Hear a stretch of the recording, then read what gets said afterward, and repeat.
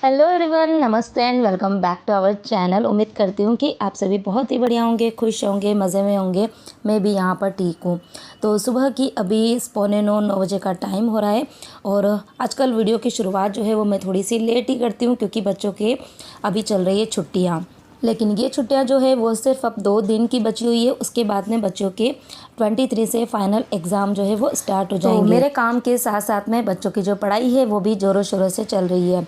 तो अभी सुबह का टाइम है, मैं यहाँ पर कर रही हूँ फटाफट से लंच की तैयारी।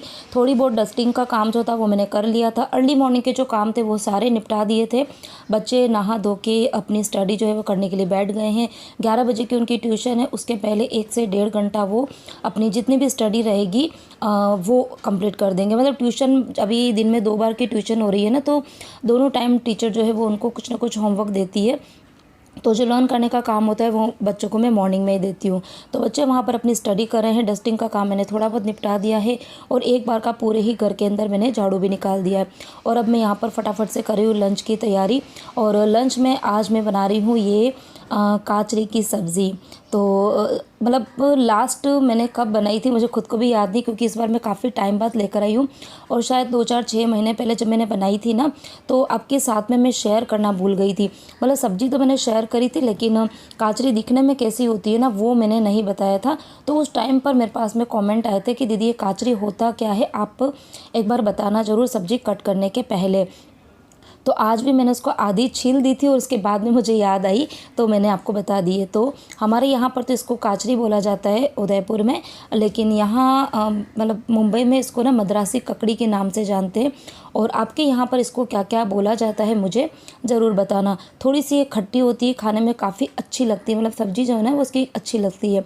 लेकिन हाँ, एक चीज़ है कि ये कई बार कड़वी निकल जाती है। तो जब मैंने ये काचरी परचेज़ करी थी ना, तो उस टाइम पे मुझे डर था कि एक तो साइज़ में बड़ी थी, मतलब पूरी आधा किलो जितनी थी, और अगर कड़वी निकल गई ना तो पूरी की पूरी फेंकनी पड़ती है। और कई बार ऐसा होता है कि इसके जो बीज होते हैं ना वो कड़वे निकल जाते हैं। मतलब बीज के यहाँ पर जो थोड़ा सा पल्पी वाला पार्ट होता है ना, जो काफ़ी ज़्यादा खट्टा होता है और सब्ज़ी में उसी का टेस्ट आता है।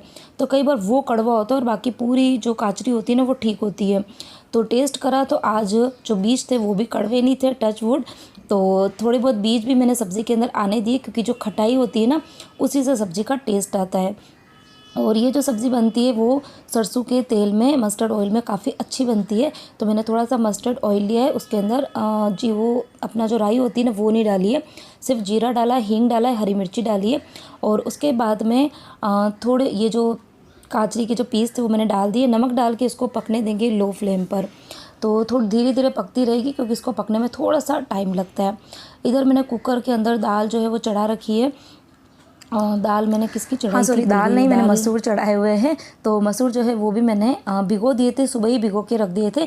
तो जो भी दाल या कुछ भी बनाती हूँ तो मैं आपको भी बोलती हूँ कि उसको भिगो के फिर बनाया कीजिए, उससे उसके न्यूट्रिएंट्स होंगे वो कम नहीं होंगे। क्योंकि जितनी ज़्यादा हम सीटी लेते हैं दाल में किसी में भी ना, तो उसके जो पोषक तत्व होते हैं वो ख़त्म हो जाते हैं। तो भिगोने से मतलब उसका जो कुकिंग टाइम है वो बिल्कुल आधा हो जाता है।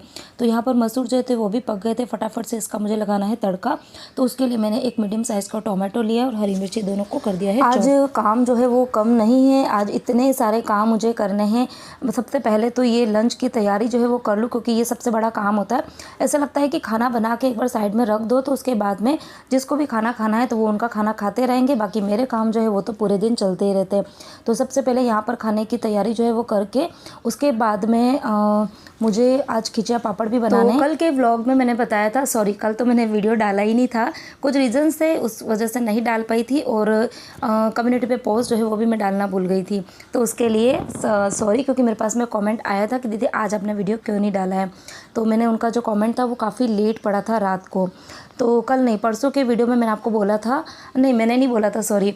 मेरे पास में कमेंट आया था कि दीदी मुझे खिचिया पापड़ बहुत ज़्यादा पसंद है। नाम एक्चुअली मैं बिल्कुल भूल गई हूँ अभी किसने मुझे कमेंट किया था, लेकिन हाँ अगर वो मेरा आज का वीडियो देख रहे होंगे तो उनको पता चल जाएगा कि उनको खिचिया पापड़ बहुत पसंद है। लेकिन वो खिचिया पापड़ बनाते हैं ना तो उनके टूट जाते हैं। और ये वीडियो जब मैं कमेंट पढ़ रही थी ना, तो उस टाइम पर मैं खिचिया पापड़ बना ही रही थी। बीच बीच में मतलब मोबाइल पास में होता है ना, तो मैं आपके कमेंट्स आते हैं या कुछ भी होता है तो मैं पढ़ती रहती हूँ।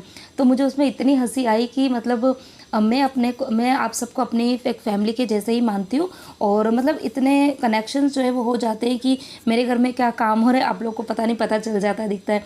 तो मैं यहाँ पर खींचा पापड़ बना रही थी और मेरे पास में कमेंट आया था कि दीदी खींचा पापड़ की रेसिपी जो है वो शेयर करो।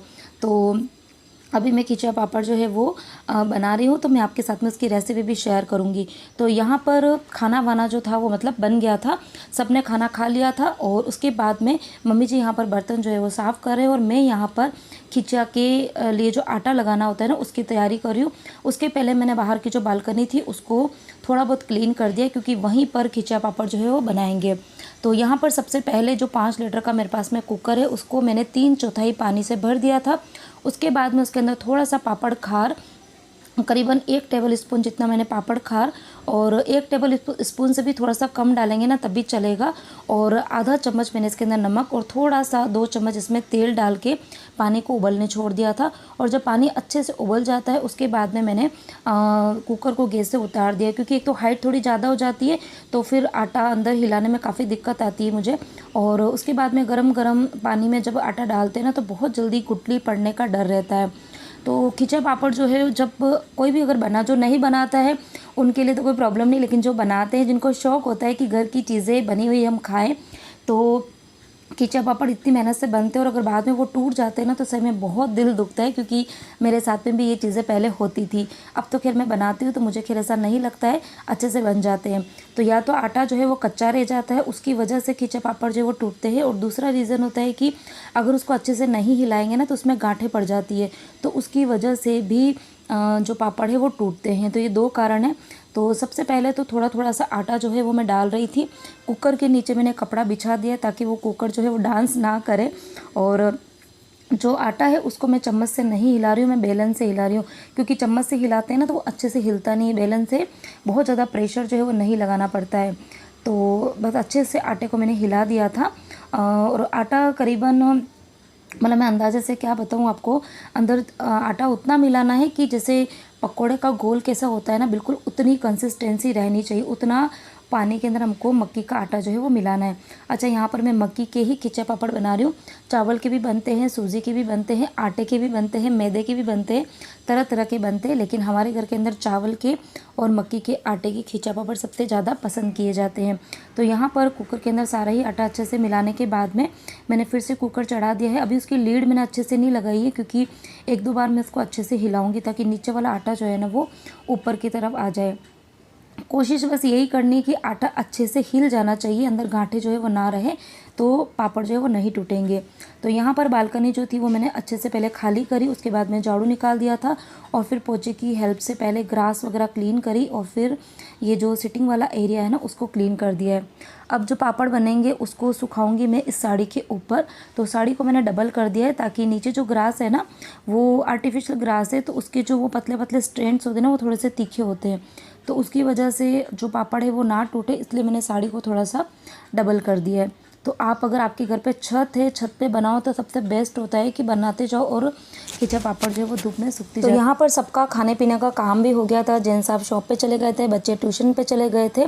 तो आज मतलब जो पापड़ बनाने का काम जो होता है वो या तो मैं बिल्कुल मॉर्निंग में करती हूँ कि जब सब जने मतलब सो रहे हैं उस टाइम पे अगर काम हो जाए तो अच्छा है, या फिर खाने पीने के काम से निपट जाते हैं, सब अपने अपने काम पे लग जाते हैं, उसके बाद में मैं बनाती हूँ ताकि बीच में कोई डिस्टर्बेंस ना हो, क्योंकि ये जो काम होते हैं ना वो बहुत ही पेशेंस के साथ में और टाइम टेकिंग होता है। तो यहाँ पर बस यहाँ देखो मैं बनाती जा रही हूँ, मम्मी जी यहाँ पर सुखाते जा रहे हैं।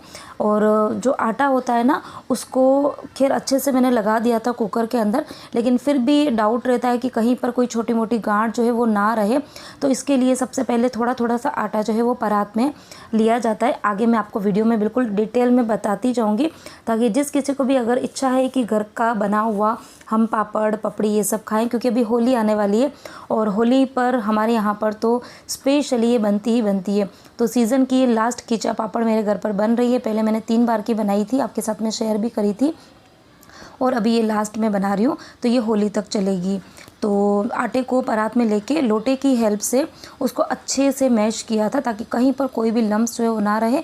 उसके बाद में प्लास्टिक की कटिंग जो थी वो हमारे घर के अंदर करी हुई रहती है, क्योंकि हर साल पापड़ बनते ही है। और उसके बाद में बस छोटी छोटी सी लोई जो है वो लेते जाना है और इस मशीन की हेल्प से फटाफट से हमने पापड़ जो थे वो बनाए थे। तो करीबन मतलब पौन किलो आटा जो था, मक्की का आटा मैंने लिया था और उसके खींचा पापड़ बनाने में हमको सवा घंटे के करीब लग गया था। और इस टाइम पर मुझे थकान इतनी ज़्यादा हो गई थी कि मैं आपको बता भी नहीं सकती हूँ। लेकिन एक चीज़ आपको कहना भूल भी गई थी कि आज मेरी हाउस हेल्पर जो है वो भी छुट्टी पर है, तो आज मेरे काम जो है वो बिल्कुल डबल हो गए। तो सबसे पहले तो मैंने किचन जो है उसको ही साफ़ किया था, क्योंकि बर्तन जो थे वो इतने सारे हो गए थे और सारे ही चिकने चिकने बर्तन थे, क्योंकि तेल का यूज़ करना ही पड़ता है बीच बीच में। तो ये खींचे पापड़ अब इस बार की मैंने लास्ट बनाई है, इसलिए मैंने जो मशीन थी वो भी धो के रख दी है। जितने प्लास्टिक थे उनको भी गर्म पानी से अच्छे से धो के रख दिए, ताकि वो सूख जाएंगे तो फिर उसको मैं अपनी जगह पर रख दूँगी, क्योंकि अब ये अगले साल ही काम आएंगे। तो ये सब काम करने के बाद में अब बारी आती है अपने घर को साफ़ सुथरा नीट एंड क्लीन करने की। क्योंकि जब भी इस तरीके के काम होते हैं ना, एक्स्ट्रा जब हम पूड़ी बना रहे हैं या फिर खींचा पापड़ बना रहे हैं या फिर कोई स्वीट वगैरह बनाते हैं, तो कैसा होता है कि किचन बहुत ज़्यादा गंदा हो जाता है। तो सबसे पहले क्लीनिंग की शुरुआत मैंने किचन से ही करी थी। तो सबसे पहले तो मैं झाड़ू निकाल रही हूँ, डस्टिंग का काम मैंने इसलिए मॉर्निंग में ही कर लिया था। और अभी इस टाइम पर अगर मैं आपको टाइम खैर बताना भूल ही गई थी, लेकिन अभी 1:15 बज गई थी। बच्चे ट्यूशन से भी आ गए थे, दोनों बच्चों ने खाना वाना खा भी लिया था। और थोड़ी सी हेल्प मैंने यहाँ पर फिर परी की भी ली थी, क्योंकि झाड़ू तो मैं निकाल रही थी, उसके बाद मुझे पोछा भी लगाना था। और अब मेरी इतनी हिम्मत नहीं थी कि मैं ये जो किचन के कैबिनेट्स हैं उनको भी साफ़ करूं। और वैसे भी ये जो काम होते हैं ना, वो बच्चे बहुत अच्छे से करते हैं, क्योंकि वो कभी कभी करते हैं ना तो बहुत शौक़ से करते हैं। तो बस यहाँ पर झाड़ू वाड़ू निकालने के बाद में फिर मैं लगाऊंगी पोछा, और फिर इसी के साथ में ही मेरे आज के मॉर्निंग के जो काम है वो होंगे ख़त्म। फिर मैं थोड़ी सी देर रेस्ट करूँगी। आज अच्छा खासा मुझे रेस्ट जो है वो करना पड़ेगा, क्योंकि थकान बहुत ज़्यादा हो गई थी। और इसी के साथ में ही आज का जो ये वीडियो है इसको करती हूँ यहीं पर एंड। उम्मीद करती हूँ कि आप सभी को मेरे वीडियोज़ जो है वो पसंद आ रहे होंगे। वीडियोज़ का कुछ भी पार्ट, कुछ भी चीज़, कोई भी रेसिपी, कुछ भी अच्छा लगता हो, कोई भी टिप पसंद आता हो, तो प्लीज़ मेरे वीडियो को लाइक कर देना। वीडियो को प्लीज़ आप ज़्यादा से ज़्यादा शेयर कीजिए। आप सब से मेरी रिक्वेस्ट है। मेरे व्यूज़ पता नहीं बहुत कम आ रहे हैं, मुझे सही में बहुत बुरा लग रहा है। और कभी कभी जब वीडियोज़ नहीं आते हैं ना, तो उसका रीज़न आप ये मान के चलिए कि मैं थोड़ा सा डिमोटिवेट हो गई हूँ, मुझे अच्छा नहीं लग रहा है। थोड़े से अगर मेरे व्यूज़ बढ़ जाएंगे ना, तो एक मोटिवेशन मिल जाती है। कुछ भी हम कोई काम करते हैं ना, तो उस काम को अगर हमको आगे मतलब आगे बढ़ाना है, तो उसके लिए थोड़ा सा मोटिवेशन बहुत ज़रूरी है। तो प्लीज़ मेरे वीडियो को लाइक कीजिए, शेयर कीजिए, कमेंट कीजिए, और चैनल पर नए हैं तो चैनल को सब्सक्राइब कीजिए। तो मिलती हूँ नेक्स्ट वीडियो में। Bye bye.